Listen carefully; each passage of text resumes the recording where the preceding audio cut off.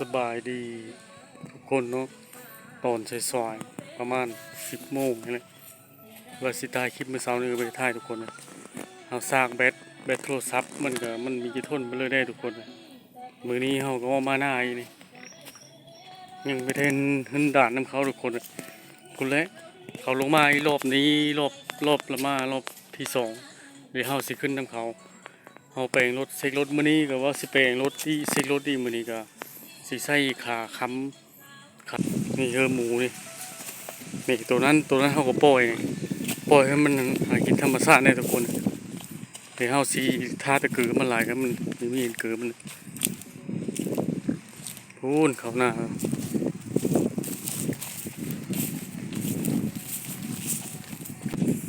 นี่นะเขาไปได้เสื้อปุ๋ยด้วยนี่ลังเขียวงามทุกคนเลยนะใส่ฝุ่นธรรมชาติฝุ่นขี้งูขี้ควายใส่ยังงามสำนี้นะ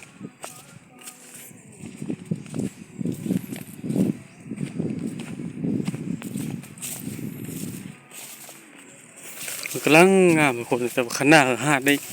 เอาปานเท่าเลยก็ไม่อยู่50 ปานที่ขนาดตัวนี้นี่เดี๋ยวลายเธอปานเลยแต่มันขาดนะทุกคนนี่น้ำมันทังมานี่มันขาดเลยทุกคนนี่นี้เขาดำก้อนเนี่ยมันเป็น3เลยทุกคนนี่นี้พร้อมเลยนี้นั้นนะเขาดำก้อนจูนี่นะจูนี่หากซ้ำนี่จูนี่นะนี่เขาดำก้อนมันสีเขียวก้อนงามกว่าเก่านะทุกคนงามกว่าหมู่นะ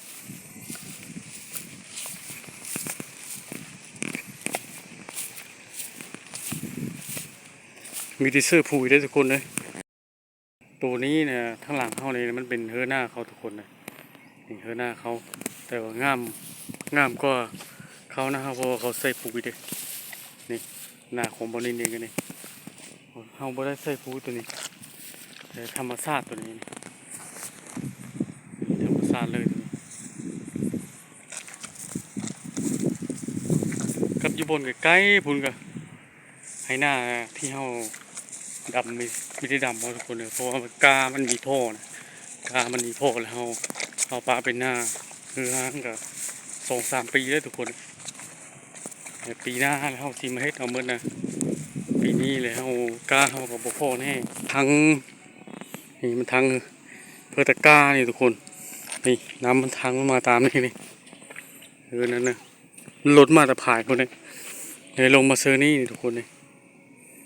ลงมาเซอร์นี่ทางน้ำทางเขาเลยทุกคน3 4นี่แหละหากแต่ว่าคันดำมาจูนี่น้ำนี้น่าจะได้เข้าหลายเติมอยู่ทุกคนแต่ว่ามันเป็นหน้าแต่นี่แต่มันป้าแต่ปูมันเลยไม่ได้นั้นเราเลยเป็นหน้านี่มันหาดนี่หน้าทั้งพูนมันหาด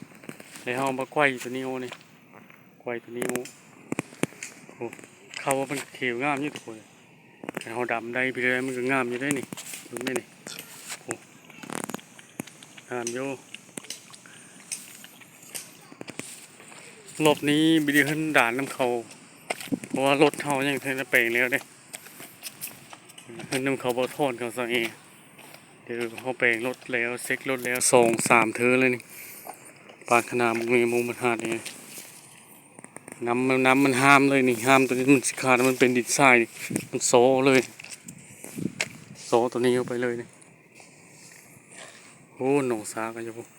น้ำมันขึ้นมาแต่หนองเลยทุกคนล้นมาแต่หนองสาแล้วมันมาใส่หน้านี้ใส่หน้านี้มันคาดไปนี่น้ำมันทังมาเฮกเลยน้ำมันลงมาแต่หูหนองสาหูนั้นหูเดียวเลยมันเลยให้หน้าคาดเลยทุกคนขนาดขาดเลยนะ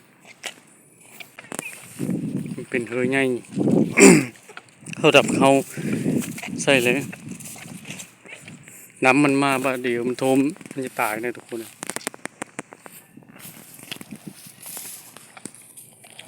เล้ง ปล่อยเลยเฮาล้ามเลยงูควายงูมีแต่งูทุกคนเลยมีควายกันนะงูพวกโตปล่อยให้มันกินหญ้าตามธรรมชาติเลยนี่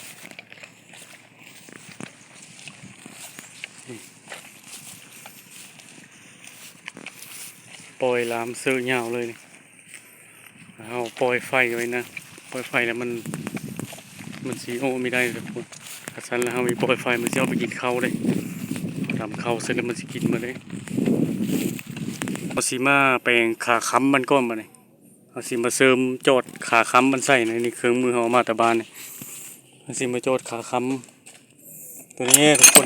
นี่ขาตั้งทางข้างมันเนี่ยนี่เอาสีมาใส่อยู่นี่นะใส่ขาตั้งมันนี้ขาค้ำข้างมันนี่นะมันถึงคำสบายทุกคนนะแล้วก็ว่ายับซกทางหน้านะเฮ้ยนี่นะมันสูงเท่ามันกับข้างหลังนี่น้ำมันจึงเข้าไปปลูกปลามันจึงน้ำมันจึงมีโทมเลยทุกคนนี่ทุกคนนี่เอามาเสริมแบบนั้นเลยเล็กขาค้ำทางข้างมันเลยเสือนี่มีขาค้ำเลยนะมันนี้มีเล็กตัวนี้นะทุกคนนี่เอาสีมาเสริมตัวนี้เสือแล้วโจ้หูนะโจ้หูให้มันลมตัวนี้ทุกคนให้มันลมหูน็อตตัวนี้นี่ลงมือเฮ็ดเองเลยทุกคนเลยนี่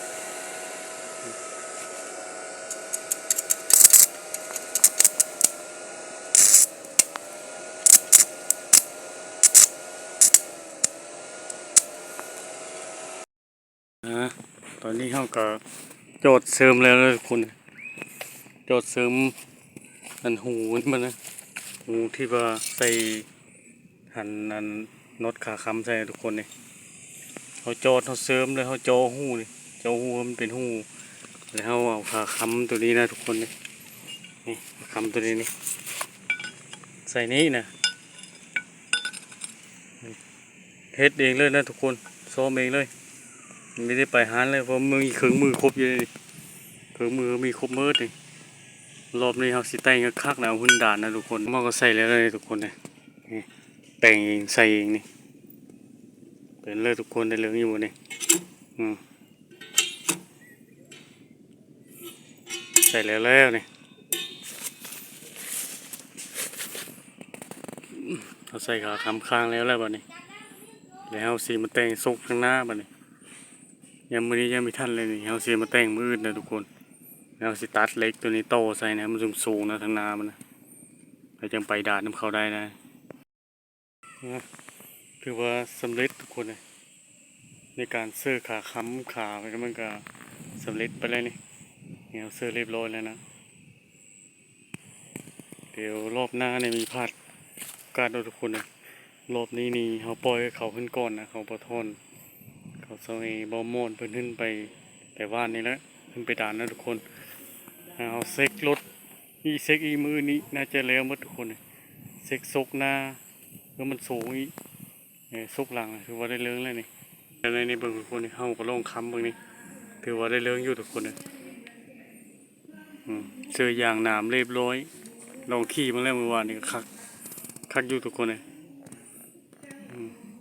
นี่นะขาค้ำทั้งข้างก็โจดเสริมเสื้อเรียบร้อยนี่รถก็ห่างๆไปนี่แหละทุกคนเลยนี่รถหินด่านนี่ขี่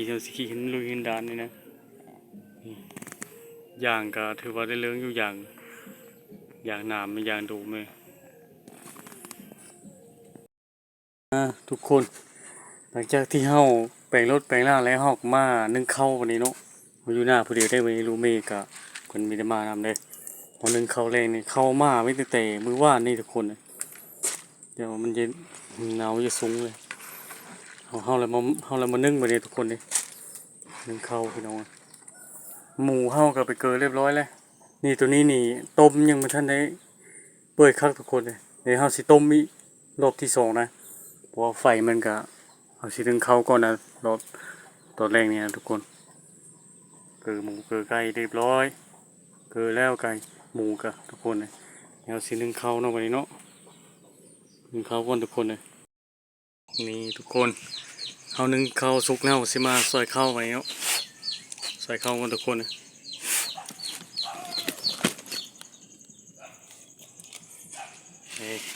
เพราะว่าเขาเฮานึ่ง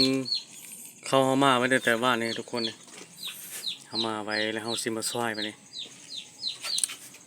นะหมากระทากินอยู่ทุกคน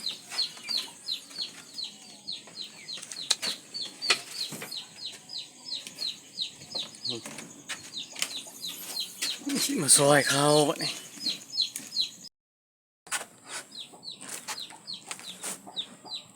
ซอยเขาทุกคน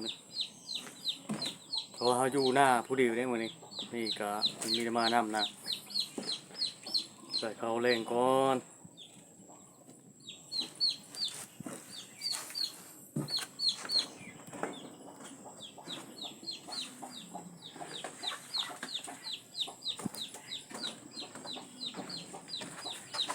เอาติบเข้ามาเสิร์ฟทุกคนติบเข้าก็หาดได้แล้วนี่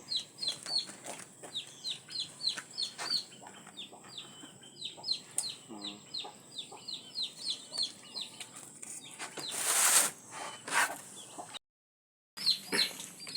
วันนี้เราสิมากินข้าวแรงทุกคนมาได้กินข้าวเด้อ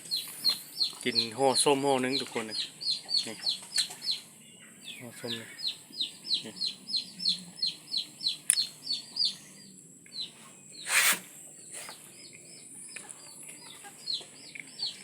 อยู่หน้าทุกคนเลย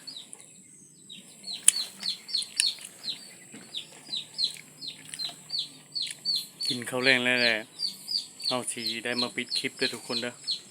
เราจะได้ปิดคลิปแล้ววันนี้เพราะว่าเขากับจะไปหาการกับมันไม่ได้ไปทุกคนเลยเดี๋ยวไปหาการนายยังในบนพื้นด่านเพื่อนเราจะถ่ายคลิปไปเบิ่งทุกคนเขาแปลงรถแปลงร่างก็หากันแล้วไปเกือบจะ100%แล้วทุกคนนะเพราะว่ายังแต่ซกหน้านะเขาแปลงซกหน้าแล้วก็แล้วนะทุกคนอย่างหลังเป็นซกหลังซกอย่างเขาก็ซื้อเลยเมื่อแรกขาค้ำด้านข้างเขาก็จอดเมียงไซเรียบร้อยแล้วทุกคนนะกับคำว่าสบายดีเนาะทุกคนเนาะ